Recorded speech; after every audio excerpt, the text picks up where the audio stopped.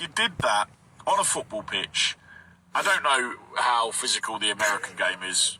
Obviously, I've not played out there, but if you did that on a football pitch at any level in the UK, at the minute you've jumped in the air, either you're going to lose the ball or somebody's out is going to absolutely clatter you.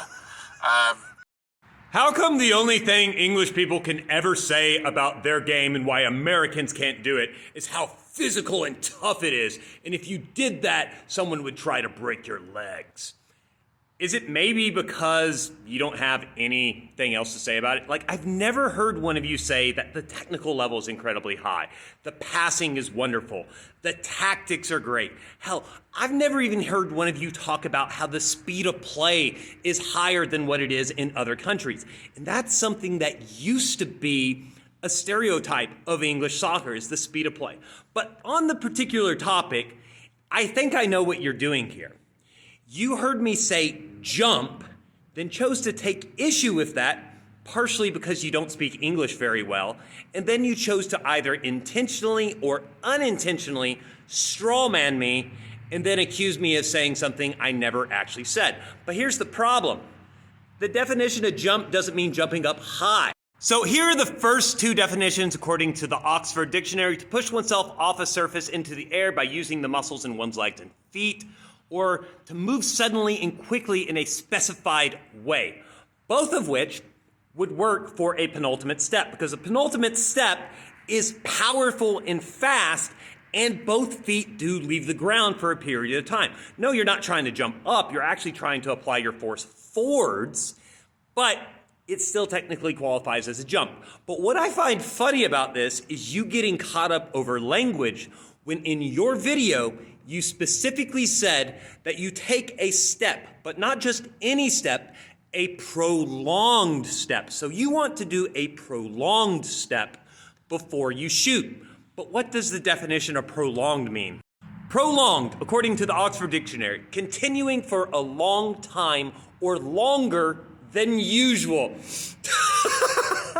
So we need to take a step that takes longer, according to you. And I want to show you what that's going to look like. So here we are going to show a demonstration of taking a prolonged step before striking the ball. So a prolonged step is one that takes more time than a normal step. So we're actually going to come to the ball, and we're going to come to the ball, then we're going to slow down and then strike it. I don't know, I'm not sure about that technique. I think a penultimate step works much better. And a penultimate step, whether you call it a step, a powerful step, a jump, or a leap, is really kind of irrelevant. It is a powerful last step to apply as much energy into the ball as possible. So it will look something like this.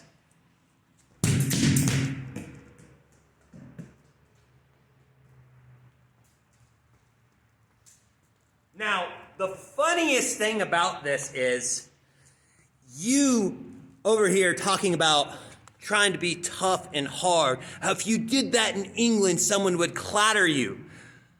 You look like the Pillsbury Doughboy, man. Like, have you exercised in the past year?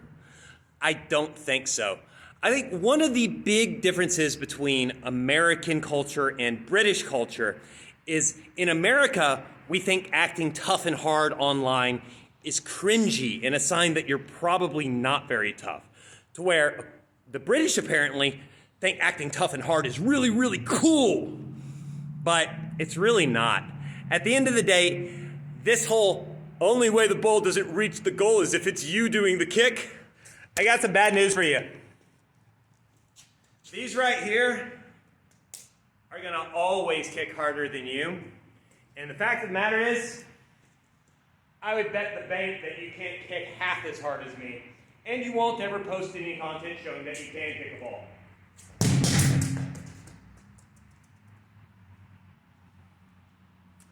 Peace.